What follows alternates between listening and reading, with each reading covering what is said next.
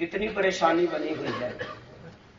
سسرال کا گھر چھوڑ دیا, میکے میں آ گئی, آ کے بیٹھی ہیں, دن رات آنسو برس رہے ہیں, روئے جا رہے ہیں, آنسو برس رہے ہیں, طوفان بدتمیزی پھیلا ہوا ہے, انگلیاں اٹھائی جا رہی ہیں منافقین کی طرف سے, شور مچا ہوا ہے. لیکن میرے معزز سامعین, میرے محبوب علیہ الصلوۃ والسلام بھی پریشان ہیں. آئے, دروازے پہ دستک دی. امی فرماتی ہیں اس ہنگامے کے بعد آج پہلے دن میرے محبوب میری چار پائی پہ بیٹھے. سبحان اللہ. برمنگم کی غیور دوستو, خود ہی بتلائیے نا, میں کسی عام آدمی یا خاوت کی بات نہیں کر رہا. یہ کون ہے؟ اسے بدر منیر کہتے ہیں. یہ کون ہے؟ انہیں سرتاج الانبیاء کہتے ہیں. جس سے میرا کملی والا روٹھ جائے, بتاؤ نا اس کا حشر کیا ہوگا, اس کے دل کی کیفیت کیا ہوگی, اسے کتنی پریشانی کا سامنا ہوگا. ابھی فرماتے ہیں آقا بیٹھے. حدیث شریف میں آتا ہے, علماء جانتے ہیں کہ حضور بیٹھ کے کہتے ہیں عائشہ اگر تم سے کوئی خطا نہیں ہوئی تو مجھے صاف صاف بتا دو, اور اگر کوئی ہو گئی ہے تو اللہ سے استغفار کرو. مجھے یہ بتلاؤ جو عالم الغیب ہوتا ہے وہ یوں پوچھتا ہے؟ اٹھاؤ بخاری شریف, سمجھے نا, ذرا اپنے عقائد کی بھی تھوڑی تھوڑی ساتھ آپ یاری کرتے جائیں نا. عالم الغیب کون ہے؟ اللہ. اخبار غیب اور چیز ہے, اطلاع غیب اور چیز ہے, علم غیب اور چیز ہے, علم اور چیز ہے, غیب اور چیز ہے. سبحان اللہ. عالم الغیب کون ہے؟ اللہ. زور لگایا کریں ایسی بات میں. عالم الغیب کون ہے؟ اللہ. اگر غلطی نہیں ہوئی تو صاف صاف بتا دو, اگر کوئی غلطی ہو گئی ہے تو اللہ سے کیا کرو؟ استغفار کرو. امی فرماتی ہیں کہ میں نے ابو جی کی طرف اشارہ کیا کہ ذرا بولیں, اور میں یہاں پہ ایک جملہ کہا کرتا ہوں, توجہ رہے, کہ امی نے اشارہ کیا ابا ذرا میری جگہ پہ بولیں, تو زبان حال سے صدیق نے کہا ہوگا میں کیوں بولوں, وہ بولے نا جس نے رشتہ کرایا.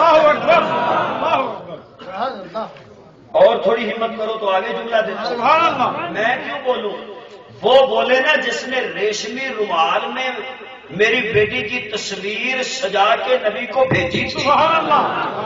ارے وہ بولے نا جس نے ذمہ دیا تھا, میں نہ بولوں, صدیق خاموش رہے گا. اب وہ بولے جس نے سارا رشتہ کروایا تھا. ماں سے کہا, ماں بھی خاموش, باپ بھی خاموش.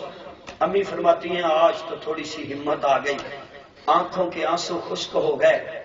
میں نے کہا کہ اگر میں کہوں کہ میں بے قصور ہوں تو آپ کو یقین نہیں آئے گا. جو عالم الغیب ہو اسے یوں کہتے ہیں کہ میں کہہ بھی دوں تو آپ کو یقین ہے نہیں آئے گا. اگر میں کہہ دوں میں بے قصور ہوں تو آپ کو یقین نہیں آئے گا. اور اگر میں کہتی ہوں کہ میں قصوروار ہوں اور حقیقت میں بے قصور ہوں تو پھر میں یوں ہی صبر کروں گی جس طرح کنعان کے اس بابے نے صبر کیا تھا. سبحان اللہ. فرماتی ہیں جلدی میں مجھے نام بھول گیا, گویا میں اسی طرح صبر کروں گی جس طرح یعقوب علیہ السلام نے 40 سال اپنے بیٹے کی جدائی میں صبر کیا. کیا معنی نکلا کہ اگر یعقوب کی جدائی کی سحر ہو سکتی ہے تو ایسا کی جدائی کی بھی سحر ہو کے رہے گی. سبحان اللہ, سبحان اللہ, ہو کے رہے گی. فرمایا اتنا جملہ کہنا تھا, خدا کی قسم ابھی کوئی عورت اٹھ کے باہر نہیں گئی. ایک انصار کی عورت بھی بیٹھی ہوئی تھی اور میں نے یوں رخ چینج کر لیا. نبوت نے تو کئی دن رخ چینج کیا, کچھ نہیں ہوا. ایسا نے ایک مرتبہ یوں کیا, میں کہتا ہوں مشیت نے کہا کہ ساری کائنات کی طرف میرا نبی بے رخی کرے, برداشت ہے. میرے نبی کی طرف کوئی پیروی کرے میں اللہ برداشت نہیں کر سکتا، میں نہیں کرتا برداشت۔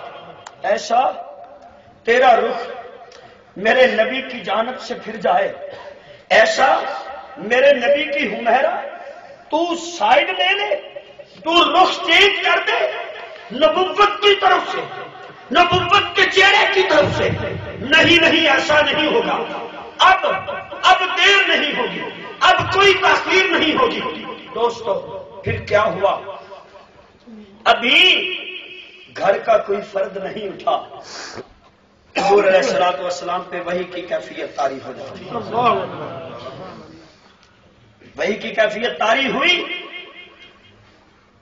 فرماتی ہیں سبھی کے دل دھڑک رہے، اب نہ جانے اوپر سے کیا میسج آئے گا، کیا پیغام آئے گا۔ فرماتی ہیں میں تو مطمئن تھی، سبحان اللہ، جی بولو نا سبحان اللہ، جیسا فاروق اعظم نے کہا تھا۔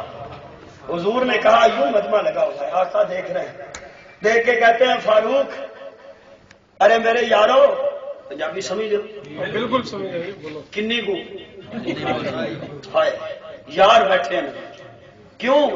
میں کہتا ہوں دنیا میں کوئی بھی ایسا رشتہ نہیں ہے جو یاری اور دوستی سے زیادہ معزز ہو، جو یاری اور دوستی سے زیادہ وفادار ہو۔ کوئی بھی رشتہ ہے، بہن بھائیوں کا رشتہ ہے، میاں اور بیوی کا رشتہ ہے، بیٹوں اور بیٹیوں کے رشتے ہیں، کسی نہ کسی وقت ان میں دراریں آ سکتی ہیں۔ یاری کا رشتہ ایک ایسا ہے کہ وہ اگر چلتا رہے تو اس جیسا دنیا میں کوئی رشتہ نہیں ہے، اس جیسی دنیا میں کوئی بات نہیں ہے۔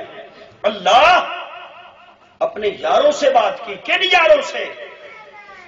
اچھی جاتے سبحان اللہ، تمہیں آؤں ہوتی پنجابی تو سبحان اللہ نہ آؤں، اچھی جاتے ہنوں لگایا تے بڑی مصیبت باری،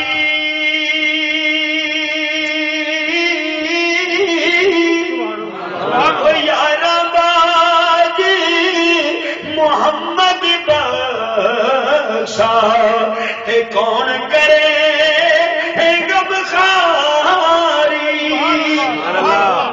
اس لیے اپنے یاروں کو بلایا تو یوں ایک چہرے پہ نظر رک گئی، کب بولے گا تو؟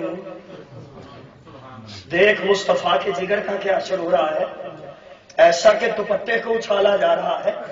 یہ نبوت کا لباس ہے، نبوت کے دامن کو ہاتھ ڈال کے اللہ کی توحید کو نشانہ بنانے کی کوشش کی جا رہی ہے، اور تو خاموش بیٹھا ہے، کب بولے گا؟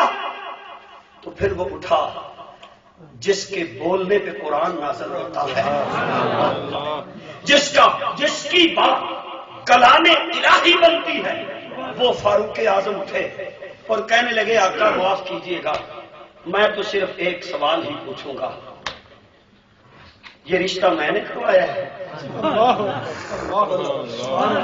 آقا نے کہا نہیں، علی نے کروایا، اس نے بھی نہیں، کس نے کروایا ہے؟ آقا نے یوں اشارہ کیا کہ یہ سارا کام تو اللہ نے کیا ہے۔ فرمایا پھر یہ کیسے ہو سکتا ہے کہ نبی تو پاک ہو، سبحان اللہ، نبی تو پاک ہو۔ اب میرے تصور میں، میرے حاشیہ خیال میں یہ بات نہیں آ سکتی۔ رہی اگلی بات منافقین کی، بدتمیزوں کی، گستاخوں کی، تبرائیوں کی، تو اس کا فیصلہ ہمیشہ سے عمر کی زبان نہیں تلوار کیا کرتی ہے۔ سبحان اللہ، سبحان اللہ۔ کون کیا کرتی ہے؟ تلوار کیا کرتی ہے۔ سبحان اللہ۔ میرے دوستو عرض سے کر رہا تھا کہ فرش پہ تو یہ بولا، آج سب کے دل دھڑک رہے ہیں، نہ جانے کیا ہوگا۔ میرے آقا علیہ الصلوۃ والسلام نے یوں ماتھے پہ انگلی رکھی، پسینہ پوچھا، قطرے یوں گر رہے ہیں جس طرح سیپ سے موتی باہر آتے ہیں۔ قطروں کو گراتے ہوئے حضور مسکرائے اور کہتے ہیں عائشہ تجھے مبارک ہو۔ کیوں مبارک ہو؟ اللہ نے خود کہہ دیا ہے سبحانک۔ ایک تو یہ معنی ہوا نا